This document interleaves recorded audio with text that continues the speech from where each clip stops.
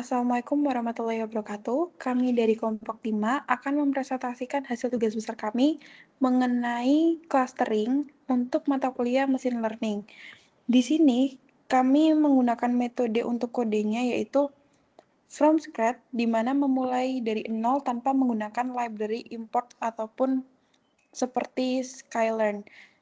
Sebelum kami memulai presentasi kami, izinkan kami untuk memperkenalkan diri kami masing-masing. Di sini ada saya sendiri, Deliana Eka Wardani dengan NIM 1206230015. Lalu ada Muhammad Pandu Prapyusta dengan NIM 1206230005. Lalu ada Asifa Izayani Safari di mana NIM 1206230016. Selanjutnya untuk tugas sendiri kami diinstruksikan untuk membuat tugas besar di mana ada laporan, lalu video presentasi yang seperti kami lakukan saat ini, lalu nanti juga kami akan ada share screen terkait coding kami, dan akan kami lakukan penjelasan. Baik, mungkin Pandu bisa langsung ke kodenya untuk dipresentasikan. Baik, sebelumnya ini saya memberitahu bahwa data yang kami pakai adalah species sampling data yang ada pada Kaggle. Jadi ini langsung saja tujuan dari clustering ini yaitu yang pertama ada observasi, yaitu mengelompokkan spesies berdasarkan kebutuhan habitat yang serupa. Yang kedua ada aquaculture yang identifikasi spesies dengan potensi pertumbuhan ekonomi. Yang ketiga ada ekologi, memahami niche morphometric spesies ikan di ekosistem sungai. Yang terakhir ada taksonomi, yang mendukung klasifikasi spesies berdasarkan karakteristik morphometrik.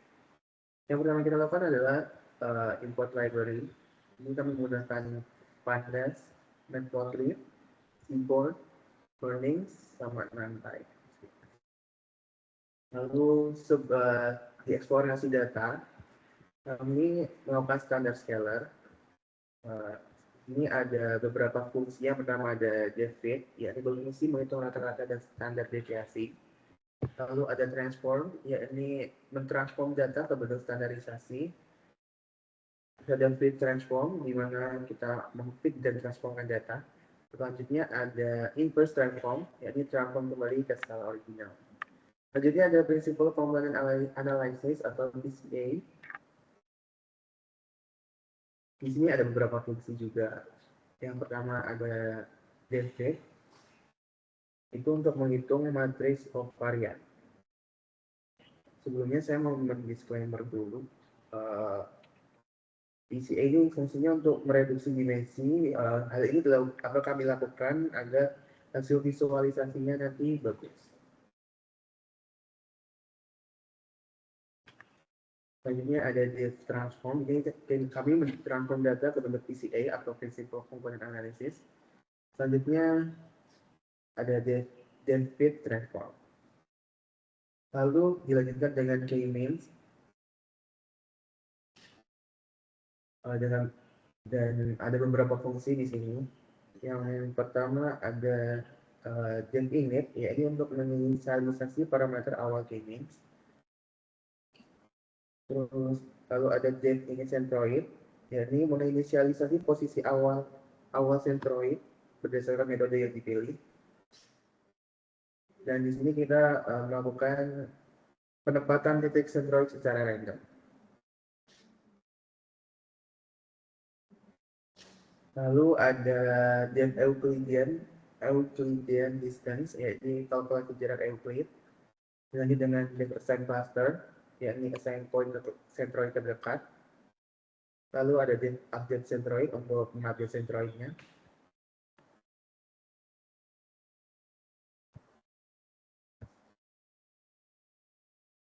Lalu ada calculate inertia, yakni untuk menghitung total inertia atau WCSS, yakni weighted cluster sum of squares. Lalu ada devfit untuk menerapkan k-means-nya. Dan yang terakhir adalah devpredict, yakni untuk prediksi ke data. Selanjutnya bisa dilanjutkan oleh teman saya atau rekan saya. Terima kasih. Oke, jadi selanjutnya kita akan membangun sebuah fungsi, yaitu fungsi silhouette score. Jadi silhouette score ini adalah sebuah metrik yang digunakan untuk mengevaluasi hasil dari algoritma clustering seperti yang kita gunakan saat ini, K-means. Di fungsi ini kita menggunakan X sama cluster. Jadi X ini adalah data yang sudah berupa array. Dan cluster adalah array yang satu dimensi yang akan berisi label cluster untuk setiap titik di data X. Yang pertama-tama tentu saja kita akan mencari tahu jumlah total titik datanya. Setelah itu kita mencari nilai uniknya, kemudian kita menghitung jumlah cluster yang terbentuk. Setelah itu jika boleh naik sedikit ya. Setelah itu jika semua datanya sudah masuk ke dalam satu cluster, kita akan mendefinisikannya menjadi 0. Karena kalau cuma satu, silhouette score-nya nggak bisa dihitung. Setelah itu, ini kita menginisialisasi sebuah list kosong. Nah, setelah muncul sebuah list kosong, ini bakalan ada looping. Ini looping yang akan berjalan ke setiap titik data dan akan menghitung semua skornya. Yang paling penting di sini kita membuat point. Jadi point di sini adalah titik dari data yang sedang kita hitung.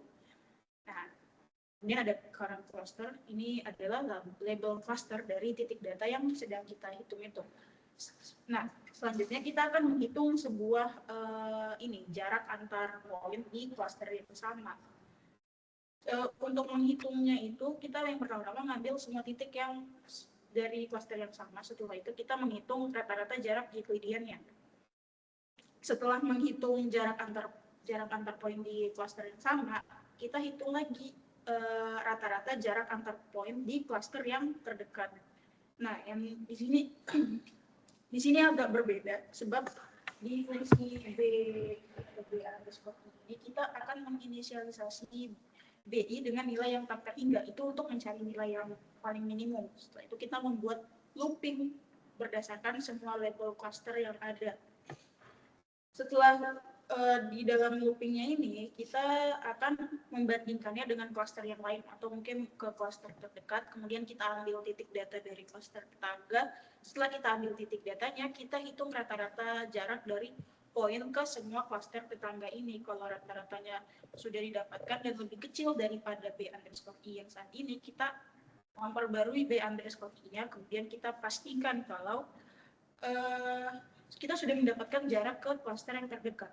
Setelah itu, kalau kita sudah dapatkan A underscore I tadi itu adalah mean jarak antar poinnya, kemudian B underscore I itu adalah mean jarak antar poin ke cluster terdekat, kita hitung silhouette score-nya. Sehingga nanti kita akan memasukkan hasil penghitungan silhouette score-nya yang sudah kita inisialisasi di listnya sebelumnya. Kemudian silhouette score-nya itu kita ambil dari silhouette score-nya itu kita ambil rata-rata dari semua skor individu. Oke, lanjut. Nah, selanjutnya ada ARI. Jadi ARI ini sama seperti silhouette score. Jadi dia itu adalah sebuah metrik yang kita gunakan untuk mengukur seberapa mirip hasil clusteringnya dari sebuah data yang sama. Jadi di ARI ini kita membutuhkan label skew sama label spread. Jadi label skew itu digunakan untuk, jadi label skew itu dia akan berisi dari label cluster yang betul, yang benar-benar asli gitu. Kalau label spread itu label cluster dari hasil prediksi algoritmanya. Nah, langkah yang paling pertama kita membuat tabel kontingensi. Jadi tabel ini akan menjadi dasar dari penghitungan ARI-nya. Isi dari tabel kontingensi ini adalah jumlah data yang akan masuk ke dalam kombinasi cluster tersebut. Di dalam, setelah kita buat, ini kan ada sebuah variabel yang namanya contingency table. Setelah kita hitung dari situ, kita buat looping. Loopingnya ini ada yang akan mengisi setiap sel dari tabel kontingensinya. Setelah di dalam loopingnya juga kita akan menghitung ada berapa banyak titik data yang memiliki label true label dan juga private label secara bersamaan. Setelah itu, kita akan menghitung komponen-komponen dari rumus ARI. Nah, perhitungan ARI ini berdasarkan pada pasangan titik data.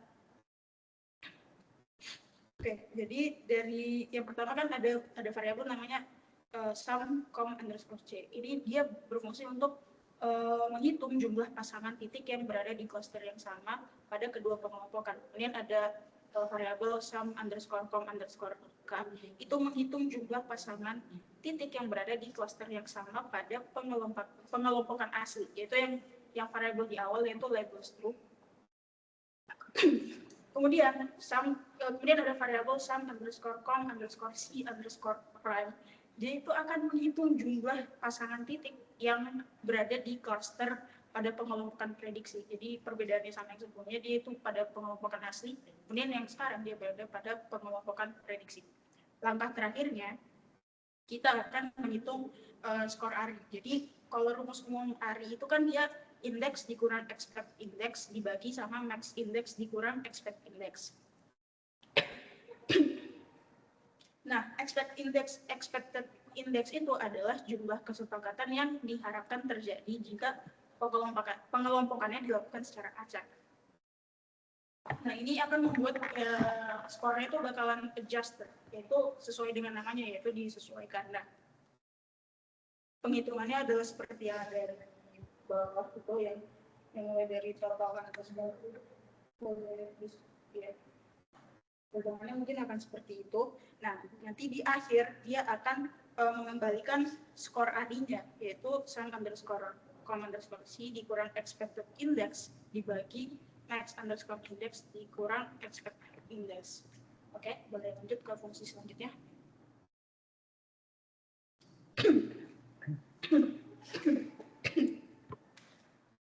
Oke, jadi fungsi ini sesuai dengan namanya. Ini adalah sebuah fungsi yang akan kita gunakan untuk membuat hasil plotnya. Nah, di tahap pertama tuh kita akan menginisialisasi pengaturan awal seperti ya semua bagaimana level clusternya, terus gitu-gitu. Habis itu kan kita membuat sebaran vektor dari scatter plots. Sebaran vektor dari scatter plot yang dibuat dalam bentuk grid 3x3. Nah, tapi kita membuat scatter plotnya ini untuk data yang sudah kami filter gitu. Oke, boleh scroll dikit. Nah, habis itu yang ketiga kita membuat plot distribusi ukuran clusternya, yaitu bar chart. Jadi ini akan membuat sebuah diagram batang yang akan menunjukkan seberapa banyak anggota dari setiap cluster yang seperti dibuat. Kemudian yang bagian paling bawah itu ada yaitu bagian paling akhir, yaitu finalisasi sekaligus memberikan tampilannya output. Oke. Oke, jadi ini adalah fungsi evaluate cluster. Jadi kita akan mengevaluasi clusternya. Yang pertama, kita akan menampilkan jumlah cluster, informasi dasar dari jumlah cluster yang sudah dibentuk. Setelah informasi dasar yang terbentuk, kita akan menampilkan ukuran dari setiap clusternya. Nah, selanjutnya kita akan mengecek kondisi dan perhitungan metrik selanjutnya. Metrik yang digunakan ini adalah squared score dan juga WCSS karena kita menggunakan, jadi kita ada lebih dari satu cluster.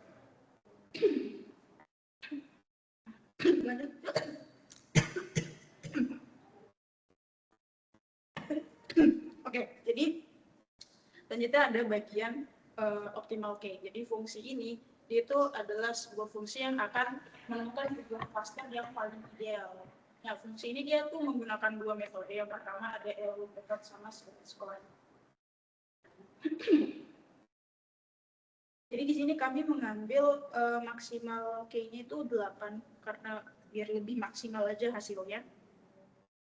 Kemudian kita memilih K underscore range-nya, jadi rentang K-nya itu akan diuji mulai dari K2 biar lebih bagus daripada K-nya.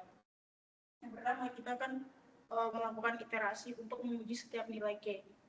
Nah, setelah dari looping iterasinya selesai, kita akan melakukan 5 kali. Setelah loopingnya 5 kali, jadi 5 kali looping, maka kita akan menyimpan hasil terbaik untuk K-nya. Setelah itu kita akan boleh scroll dikit lagi. Oke, setelah itu kita akan visualisasi hasilnya menggunakan elbow method dan juga visualisasi hasil dari elbow method serta silhouette score-nya. Kemudian nanti akan ada keluaran rekomendasi finalnya juga. Ini akan kelihatan di main analysis yang akan dijelaskan oleh teman saya, Deliana Ika. Baik, selanjutnya di sini saya akan menjelaskan mengenai main analysis atau proses utama dalam metode clustering yang kami ambil yaitu K-means. Pertama-tama di sini kami akan melakukan load data di mana kami menggunakan variabel df. Untuk datanya sendiri kami juga udah menyimpannya di dalam drive downloadan dari hasil Kaggle. Lalu di situ juga kami sebentar. Lalu di situ kami juga melihat apakah ada data yang duplikat ataupun tidak. Lalu di sini kami running df untuk melihat datanya. Selanjutnya Pandu. Lalu kami melakukan tahap reprocessing di mana kami menggunakan filter columns untuk mengambil columns length, weight, sama WL rasio. Dan untuk X sendiri kami menggunakan variabel X untuk melihat filter column value-nya atau nilai dari DF yang filter column.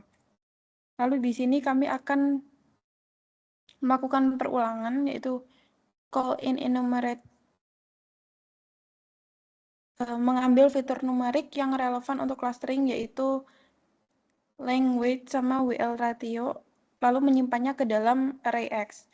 Lalu untuk menampilkan statistik awal dari setiap fitur main, standard deviation, dan rentang nilai, kami menggunakan standard scalar dan scalar.fitTransform untuk melakukan standarisasi supaya semua fitur memiliki mean sama dengan 0 dan standar deviasi sama dengan 1. Dan ini penting untuk algoritma K-means agar tidak bias terhadap skala fitur yang berbeda. Lalu kami akan melakukan korelasi antar fitur yaitu pada EDA-nya. Untuk korelasi antar fitur sendiri kami menggunakan correlation underscore matrix variabelnya di mana menghitung matriks korelasi antara antar fitur nilai min 1 hingga 1 untuk melihat hubungan linear antar fiturnya. Lalu di sini kami menggunakan PLT subplotnya untuk melakukan visualisasinya, di mana kami menggunakan heat map dari korelasi antar fitur yang telah kami buat untuk melihat interpretasi apakah dua fitur berkorelasi tinggi, positif atau negatif. Baik, mungkin bisa langsung di ini. Nah, untuk penampilan visualisasinya seperti ini, ada yang heat map sendiri, lalu ada distribution of length-nya, kemudian juga ada terkait sebaran data antar spesiesnya sendiri. Nah, mungkin bisa kembali ke bagian optimal number di atas. Optimal number atas lagi. Sebentar Pandu. Untuk untuk yang mungkin saya bisa menjelaskan dulu terkait hasil analisis untuk yang heat map dan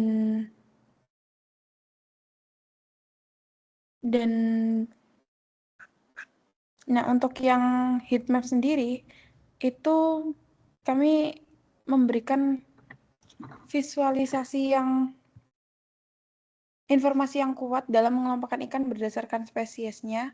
Lalu di situ juga model K-means seperti yang dibilang Asifa sebelumnya, kami menggunakan K sama dengan 8 untuk melihat hasil yang maksimal dengan hasil eksplorasi awal dan visualisasi hubungan antar fitur.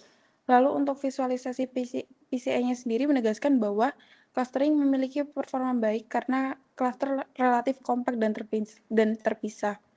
Seperti yang mungkin bisa lihat di bagian jumlah cluster optimal ini di scroll ke bawah tuh. Yang untuk menentukan. Nah, di bawah ini ada optimal number terkait nilai optimalnya, yaitu kami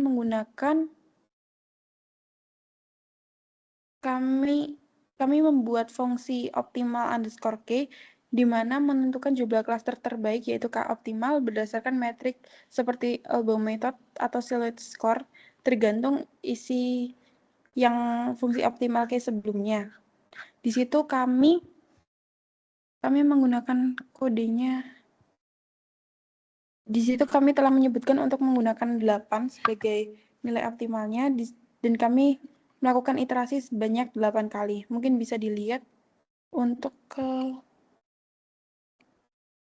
untuk nilai optimalnya sendiri kami menemukan di angka 3 untuk batas optimalnya. Lalu